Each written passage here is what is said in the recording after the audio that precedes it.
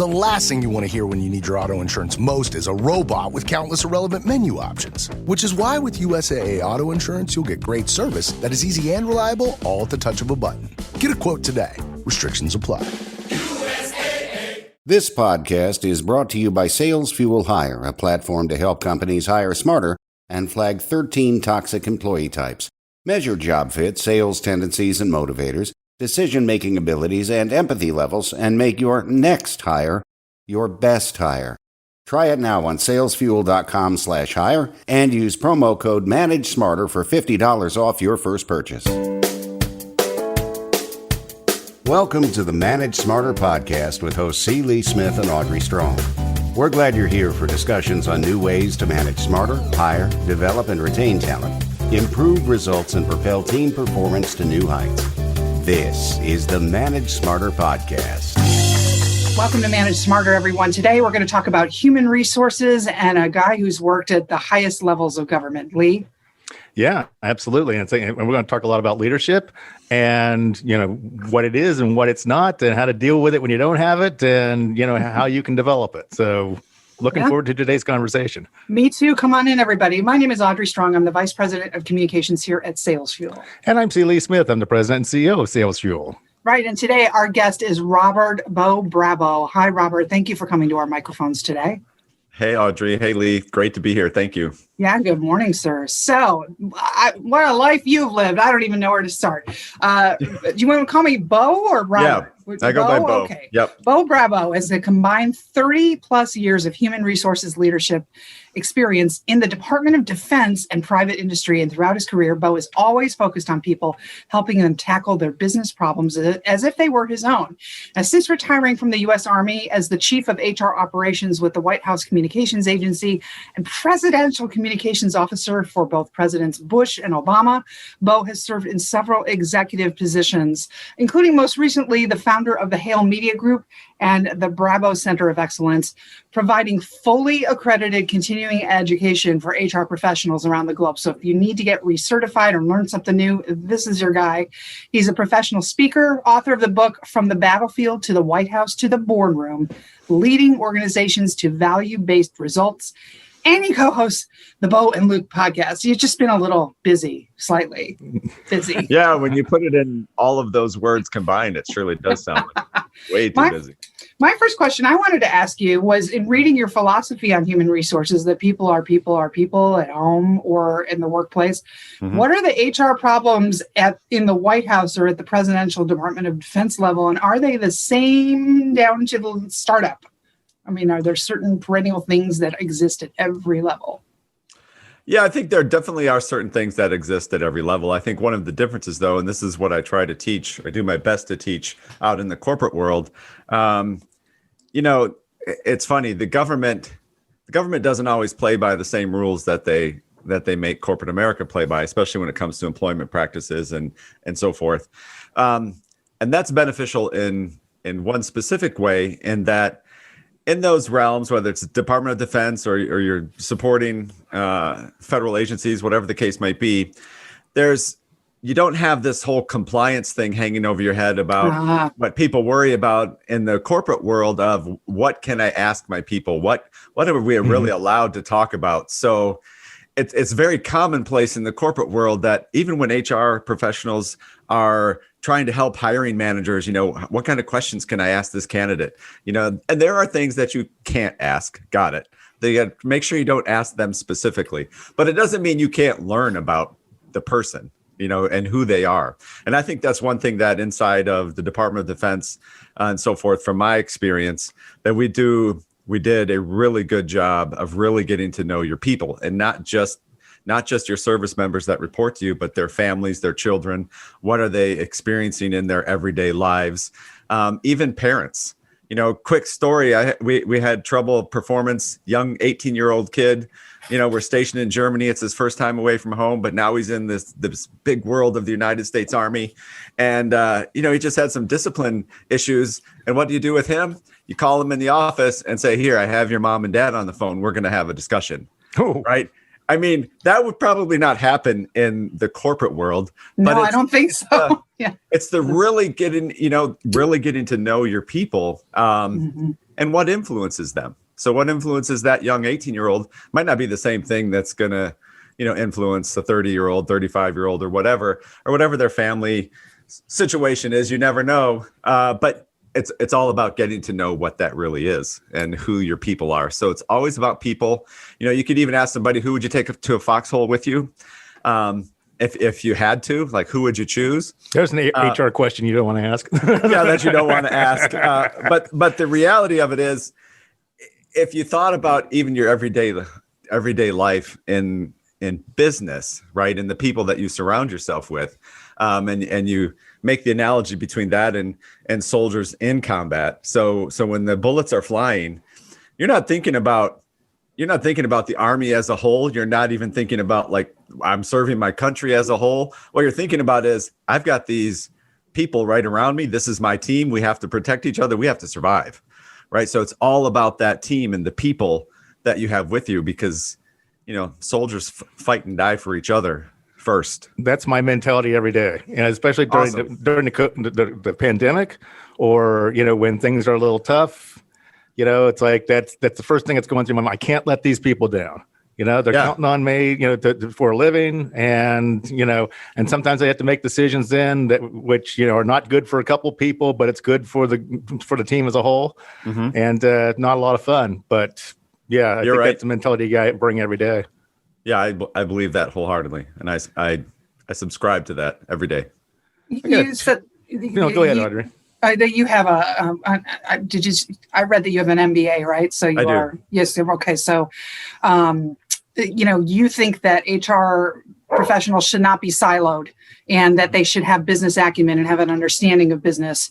100%. And so how should somebody go about obtaining that? And I agree with you, because when you're doing a layoff or something like that, you can possibly give this person some context. Yeah. This is happening to you, but this is the bigger picture. Is that why you think that they should? Okay.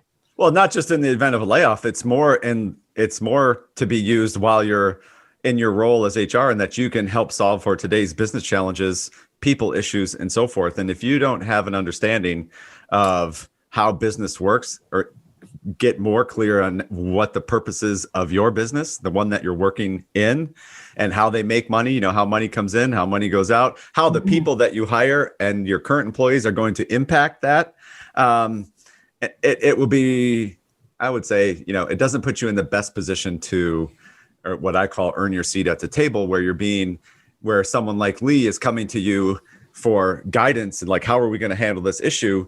Instead, Lee's coming to you and saying, hey, I've decided to do X, Y, and Z for this particular department, and it's dumped in your lap as an afterthought.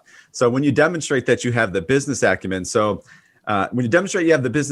then you can really stand out, help yourself stand out, to where you can engage in those conversations on where the business is going to go for the future. And it just makes it easier for you to participate in the company in a leadership type of way. So having leadership without business, it's good. Having leadership plus business acumen is better.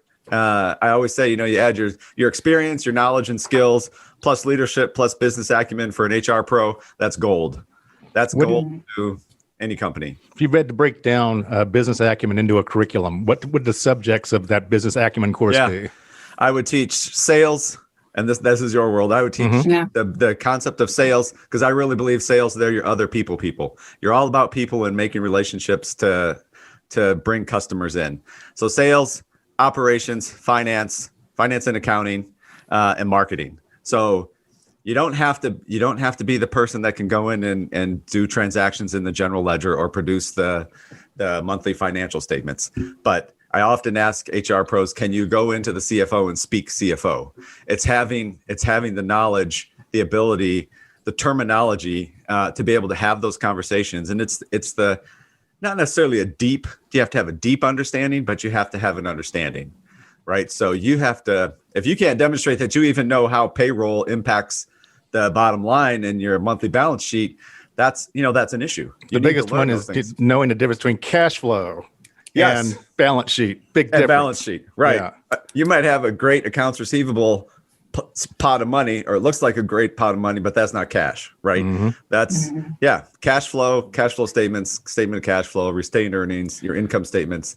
It's so paramount to be able to understand how to read that stuff and what impacts it and so forth. So you've got some good material on business acumen on your website, robertbravo.com. Also, I'd encourage people to check out Manage Smarter episode 50, where we interviewed Michael Houlihan, who was the founder of Barefoot Wines.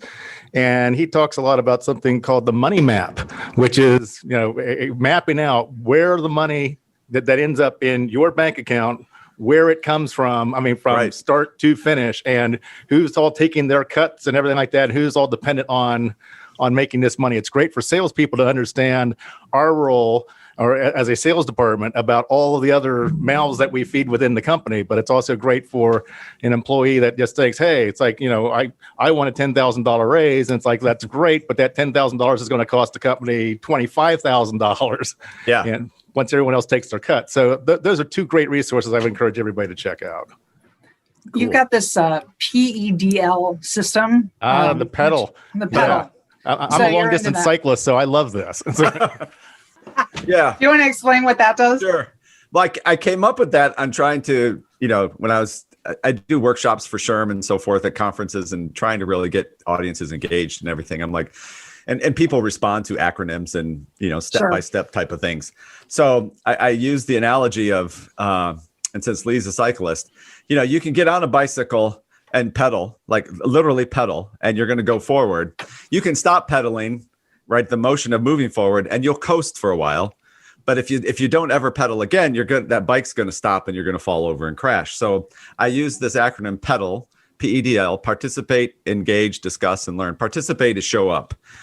You got to be present. You have to show up.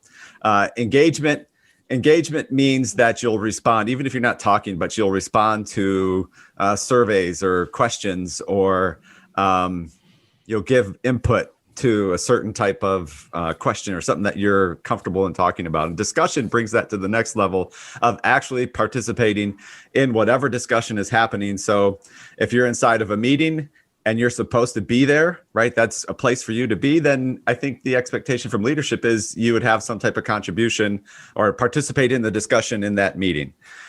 So you have to discuss. And if everybody's doing that in the group, in your team, in your company, you're going to learn from it. It creates the open dialogue. It creates transparency, and in reality, people will feel empowered if they have that opportunity and they actually take advantage of this little acronym. Show up. Here's something you're going to love about your acronym. So, I was taught cycling, on pace lines and things like that by a guy who was a coach for the U.S. cycling team. And he had a phrase that he used, and I always remember it. I always keep telling him what I'm going to write a book about it with this as a title. But he always used to say, "Never coast in front." Yeah. Because if you coast in front, then the people behind you coast, and then you start pedaling, and then you have like this rubber band effect and everything like that. So when you're in front, you keep going at a steady pace. So you're predictable, you're deliberate, and everybody then knows how to follow you. Mm-hmm. So never coast in front. And I think that really applies to a lot of what your teachings are. I think that's awesome. And I have another great analogy from the military, because it happens all the time. When large groups, let's say battalions, brigades, they get together to do a run, to go for a run. So instead of cycling, you're running. You're talking, maybe 1,000 people trying to do a formation run. So everybody's in a formation. And what happened, that formation can be, a quarter mile long. Wow. So the people in the front, if it happens, they don't keep the same pace. So they'll go strong a little bit, then they slow down and they're coasting, and then they speed up again. And what happens, the people in the back, it's a constant slinky. It's just back and forth. Yo-yo. You're basically sprinting, walking, and the people in the front are enjoying whatever coasting type of pace that they want. So I love that. That's everyone great. Trying to avoid one of those like Wide World of Sports pile up. Yeah, of all the bikes in the Tour de France. Oh yeah, right. Yeah. So think about it. That happens to people too. I just that brought back memories. Thanks. So I wanted take yourself out of the military for a moment. Yeah, sure. And into the civilian world. So I know what the answer is in the military world, but in the civilian world, is the chain of command an obsolete concept? Because it seems to me like sometimes the younger workers don't really understand it or respect it. So in the civilian world, is the chain of command an obsolete concept? Yeah. Concept. Probably somewhat, I think, from my experience. But I think it all depends on how strong the leadership is. And if people, this is, starts at the top. So if people respect you as the leader, then they know that you, regardless of what's happening in your company, they know you're responsible for making the tough decisions or making the decisions for the company as a whole. They know who you are. They know who their leadership is. It's all about building that trust and confidence in the leadership. And if think about organizations that have bad cultures or they have high turnover, those are probably the organizations where that chain of command is obsolete. Yeah, one of the things that I see with the younger folks is that they feel like they can just go talk to the CEO whenever they have anything on their mind. It's like because they're used to being able to talk to celebrities and everything like that, social media and all that. And the problem of it is like then what happens is that their boss and their boss's boss, are totally left in the dark, don't have any idea what's going on. Yeah, and it's like there's a communication there that's not happening, so that everybody knows what's going on. Yeah, no, you're right, and it's interesting because I always deal with that in the corporate world, because even in the military, like there's not a lot of differences for what the military has been doing for decades that what corporate America is experiencing today. So even in that, I think every leader to the highest commander has what's called an open door policy. So anybody can come talk to them for any reason. But the response to that from a leadership perspective is, have you discussed this with your chain of command? Have you discussed this with your supervisor? Are they aware of this? Are they not aware of this? That can preface the conversation where does the leader take this next? Or that person, if it's you as the CEO of your company, it's like, where do you go next with that? And if they haven't had those conversations, it's not that you're dismissing them or dismissing that their desire to talk to you. I think it's fascinating today if the young millennials want to come in and actually have discussions. It's just then with your experience and your background and is then guiding that conversation in the right way that still leaves them feeling like, wow, he listened to me, and we're going to have progress. It's great advice. I love having the conversations, and I love that they want to come and talk to me, that they're not intimidated or anything like that. There's a certain amount of stress that goes along with it, because then I have to try to remember to loop other people in, or I have to remember to tell them to loop other people in. And then I have to, then sometimes they do it, sometimes they don't do it. And then, we're in a meeting, with management, and all of a sudden it's like, okay, I had no idea what happened. It's like, when did this happen? It's like, so I think that's a great tip though. Yeah, I think you just have to put some type of work on some parameters around it so people know you're still accessible. And then obviously, depending on how big your company gets and how many people are in the company, the CEO, it's not even feasible to think the CEO could have, 100 people waiting outside their door wanting to talk to them, every Number day. 29, ding. Yeah, like the deli. you'd never get anything done, right? So yeah, it's all about setting up the parameters. And how you actually deal with that. Because I don't think it's a bad thing that they want to talk to you. I think it's a good thing. It's a great thing. Yeah.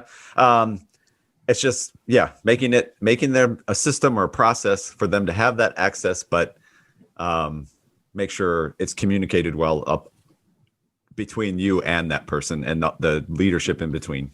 Sure.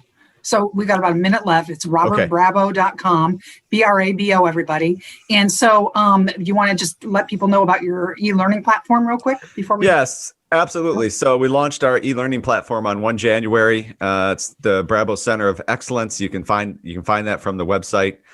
Big button up at the top, e-learning courses. They're all HRCI and SHRM approved for recertification credit. So it's continuing education and so forth.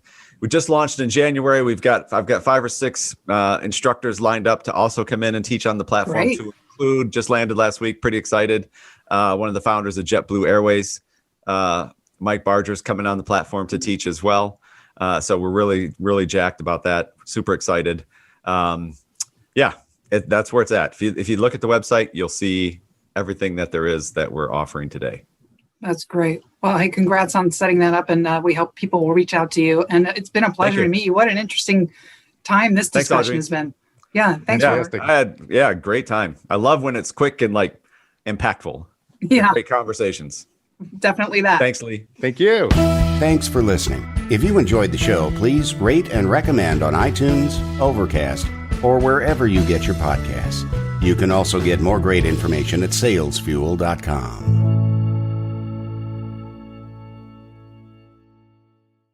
This podcast is a part of the C-Suite Radio Network. For more top business podcasts, visit c-suiteradio.com.